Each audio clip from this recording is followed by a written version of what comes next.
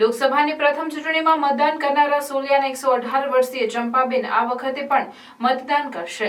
લોકસભાની પ્રથમ ચૂંટણી વખતે મતદાન કર્યું હોય અને હાલમાં હયાત હોય એવા રાજ્યના ગણ્યા ગાંઠિયા મતદારો પૈકીના એક ચંપાબેન વસાવા છે। 118 વર્ષની ઉંમર છતાં ઘરની સફાઈ કરે છે। ફાસ્ટ ફૂડ અને દવાખાનાથી જૂજ દૂર છે।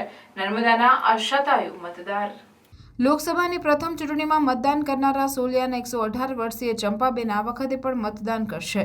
લોકસભાની પ્રથમ ચૂંટણી વખતે મતદાન કર્યું હોય અને હાલમાં હયાત હોય તેવો રાજ્યના ગણ્યા ગાંઠિયા મતદારો પૈકીના એક ચંપાબેન વસાવા છે। 118 વર્ષની ઉંમર છતાં ઘરની સફાઈ કરે છે। ફાસ્ટ ફૂડ અને દવાખાનાથી જૂજનું દૂર છે। નર્મદાના શતાયુ મતદાર। દેડિયાપાડાના જંગલો વચ્ચે આવેલા સોલિયા ગામના ચંપાબેન પારસિંગભાઈ વસાવાને જૂનો તો તમને એવું લાગે કે આ મહિલા પોતાના જીવનના 118 વર્ષના પડાવે પહોંચી ગયા છે। સમગ્ર નર્મદા જિલ્લામાં સૌથી વધુ ઉંમર ધરાવતા સિનિયર સિટીઝન છે, પણ તેમની તંદુરસ્તી તો યુવાનોને પણ શરમાવે એવી છે। 50થી વધુ પારિવારિક સભ્યોને વિસ્તાર ધરાવતા ચંપાબેન પોતાની ચોથી પેઢીની પુત્રી સાથે લોકસભાની આ ચૂંટણીમાં મતદાન કરવા માટે મતદાન મથકે જવાના છે। આઝાદી બાદ 1951માં યોજાયેલી લોકસભાની પ્રથમ સામાન્ય ચૂંટણીમાં મતદાન કર્યું હોય અને હાલમાં હયાત હોય તેવા રાજ્યના ગણ્યા ગાંઠિયા મતદારો પૈકીના એક છે। ચંપાબેન વસાવાએ જીવનના અનેક તડકા છાયા જોયા છે। આઝાદી બાદની અનેક મહત્વપૂર્ણ ઘટનાઓના તેઓ સાક્ષી છે। એક જમાનો હતો કે જ્યારે તેઓ સોલિયાથી 60 કિલોમીટર દૂર આવેલા પોતાના પિયર ભરૂચ જિલ્લાના ઉમલ્લા ગામે ચાલીને જતા હતા। સવારે નીકળે એટલે સંધ્યા ટાણે પહોંચી જાય। કવચિત એટલે જ આજે પણ તેઓ સારી રીતે ચાલી શકે છે। તેમનો અભ્યાસ નહીં પણ અક્ષર જ્ઞાન ખરું, એટલે પુત્ર પૌત્રાદિના અભ્યાસમાં ઘણી રુચિ દાખવી અને ભણાવ્યા છે। તેમની દૈનિક પ્રવૃત્તિ અને આહારશૈલી પણ રસપ્રદ છે। તેઓ બપોરે મકાઈ, બાજરાના રોટલા અને શાક અને સાંજે ખીચડી દૂધ જેવો હળવો ખોરાક જમે છે। તેમણે ખાંડેલું અને પથ્થરની ઘંટીમાં દળેલું અન્ન બહુ ખાધું છે। ફાસ્ટ ફૂડથી તો તેઓ જૂજનો દૂર રહે છે। સાંજે 9 વાગે તો તેઓ સૂઈ જાય છે અને વહેલી સવારે 5 વાગે નિયમિત ઉઠી જાય છે। ઉઠીને નાહવા ધોવાની દૈનિક ક્રિયાઓ પણ કોઈની મદદ વિના પોતાની જાતે આટોપી લે છે। એટલું જ નહીં, સવારમાં હાથમાં સાવરણું પકડીને ફળિયાની સફાઈ પણ કરે છે। સાંભળવામાં થોડી તકલીફ છે, બાકી હજુ સુધી તેમણે દવાખાનું પણ જોયું નથી। બોલો, છે ને આશ્ચર્યની વાત? સુદીર્ઘ આયુષ્ય પાછળ તેમની આહાર અને જીવનશૈલી જ મહત્વની છે। અહીં સ્વાભાવિક પ્રશ્ન થાય છે કે દુર્ગમ વિસ્તારમાં રહેતા હોય તો પણ એમણે પ્રથમ લોકસભાની ચૂંટણીમાં કેવી જાગૃતિ સાથે મતદાન કર્યું હશે?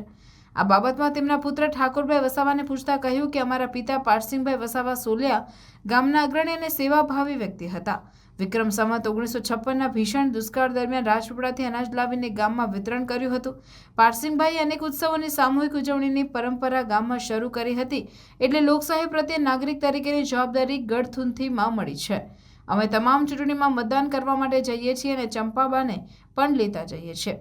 આ વખતની લોકસભાની ચૂંટણીમાં વિશેષ વાત એ છે કે પરિવારજનોએ ચંપાબાને પોસ્ટલ બેલેટથી મતદાન કરાવવાને બદલે બૂથ ઉપર મતદાન કરાવવા માટે લઈ જવાના છે।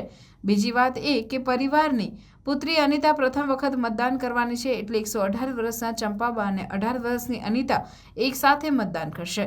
અત્રે ઉલ્લેખનીય છે કે નર્મદા જિલ્લામાં દેડિયાપાડા વિધાનસભા મત વિસ્તારના 32 અને નાંદોદ વિધાનસભા મત વિસ્તારના 40 મળી કુલ 72 શતાયુ મતદારો છે। જો આટલા વયોવૃદ્ધ મતદાર કરવા જવાના છે તો બાકીના મતદારોએ પણ કોઈના બહાના કાઢ્યા સિવાય પોતાના બંધારણીય અધિકારનો અવશ્ય ઉપયોગ કરવો જોઈએ તેવું કહ્યું હતું।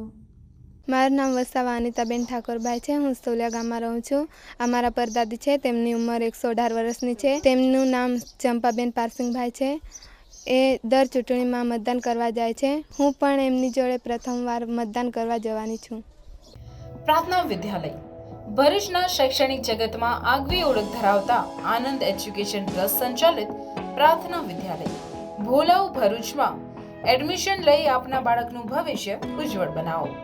જ્યાં અનુભવી અને નિષ્ણાંત શિક્ષકો દ્વારા સતત માર્ગદર્શન, માસિક ટેસ્ટ દ્વારા વિદ્યાર્થીઓનું મૂલ્યાંકન અને માર્ગદર્શન, નિયમિત વાલી મીટિંગ અને સતત પ્રોત્સાહન, ઇતર પ્રવૃત્તિઓ દ્વારા નૈતિક મૂલ્યોનું સિંચન, દરેક વિદ્યાર્થી પર વ્યક્તિગત ધ્યાન, આધ્યાત્મિક જ્ઞાન દ્વારા સંસ્કાર સિંચન, શાળાની એપ્લિકેશન તથા ટેકનોલોજીના માધ્યમ દ્વારા શાળામાં થતી વિવિધ પ્રવૃત્તિઓની માહિતી, રમતગમત, વિજ્ઞાન પ્રદર્શન, બાહ્ય પરીક્ષાઓ તથા સ્પર્ધાઓ દ્વારા વિદ્યાર્થીઓનું સર્વાંગી વિકાસ, આધુનિક ટેકનોલોજી, આધ્યાત્મિકતાના સમન્વય દ્વારા નર્સરીથી ઉચ્ચતર માધ્યમિક સુધીનું એક જ જગ્યાએ શિક્ષણ, સાથે સાથે પૌષ્ટિક નાસ્તા માટેની સુંદર વ્યવસ્થા, રમતગમત માટેનું વિશાળ મેદાન, લાઇબ્રેરી, અદ્યતન computer lab, chemistry lab, physics lab તથા બાયોલોજી લેબ.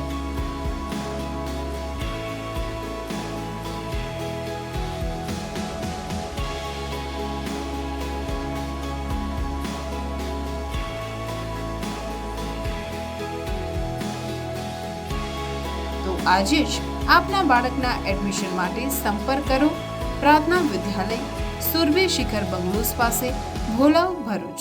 Mobile number 8460862227. પ્રાર્થના વિદ્યાલય.